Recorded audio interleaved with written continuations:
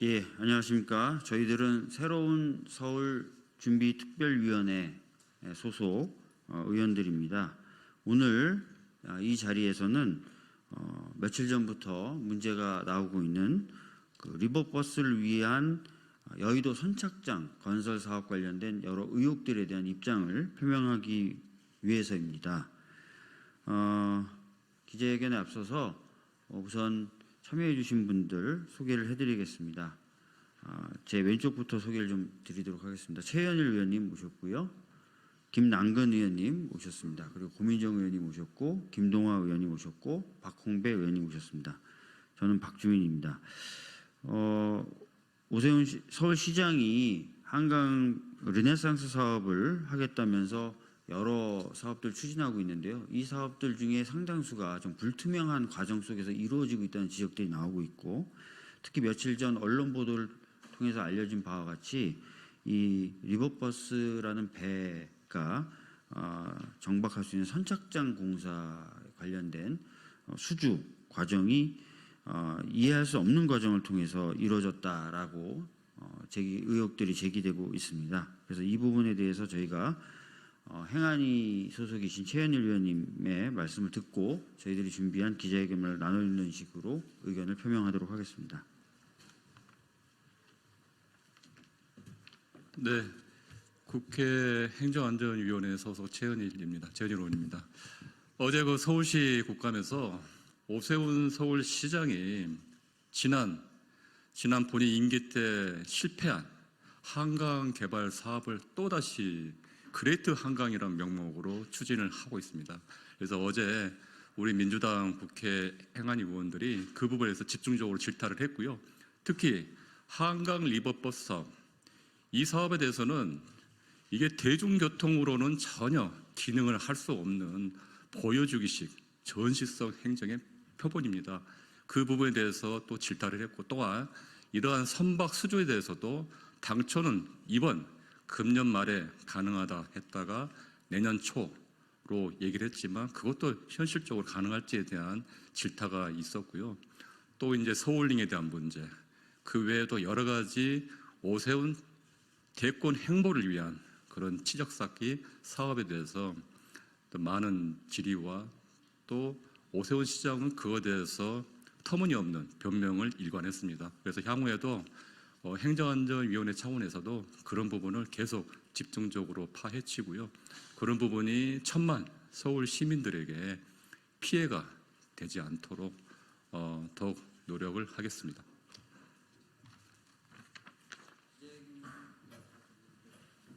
네, 기자회견문 낭독하겠습니다. 여의도 선착장 사업 의혹에 대한 기자회견문. 서울시는 여의도 선착장 사업 의혹에 대해 시민들께 사과하고 감사에 착수하십시오.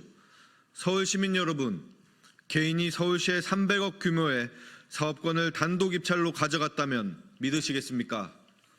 이런 믿기 어려운 일이 여의도 선착장 건설 사업에서 있었던 일입니다.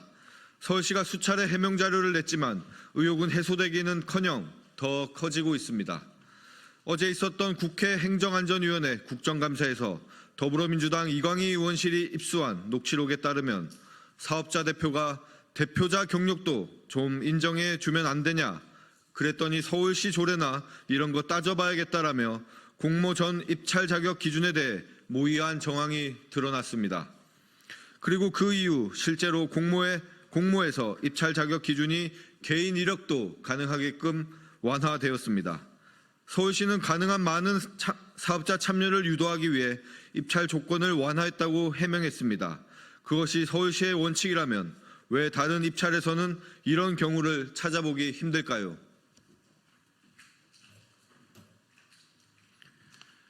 녹취록에서 사업자는 단독 공모가 돼도 이거는 되게끔 할 거니라며 단독 입찰에 대해 사전 모의한 정황도 드러났습니다. 실제로 공모에서 사업자는 단독으로 입찰했고 추가적인 재입찰 없이 한 번에 300억 원 규모의 사업자로 선정됐습니다. 서울시는 이 공모에서 재입찰 의무는 없었다고 해명했지만 이는 공공사업 입찰에 있어 매우 드물고 일반적인 상황은 아닙니다. 만약 이런 경우가 일반적인 상황이라면 서울시는 서울시의 전체 공모 사업 중에 이런 조건을 가진 공모가 얼마나 되는지 밝혀보십시오. 의혹은 사업자 선정 이후에도 계속됩니다. 사업자가 공모 제안서에서 약속했던 자본금은 2개월 이상 늦어졌습니다. 하지만 서울시는 별다른 조치를 하지 않았습니다. 협약서에서 24년 1분기까지 조달하기로 한 300억 원은 24년 10월 기준 절반에도 미치지 못한 127억 수준인데 이 역시 어떤 조치도 하지 않았습니다. 게다가 공공의 자산인 하천을 점유하는 사업임에도 불구하고 협약서엔 영업기간에 대한 제한이 없습니다. 엄격하게 사업을 관리할 책임이 있는 서울시가 직무유기를 했다고 볼 수밖에 없는 부분입니다. 이처럼 여의도 선착장 사업은 사업자를 선정하는 단계부터 사업을 진행하는 과정까지 사업자의 편의를 봐주는 듯한 서울시의 행정으로 특혜성 사업으로 의심받고 있습니다.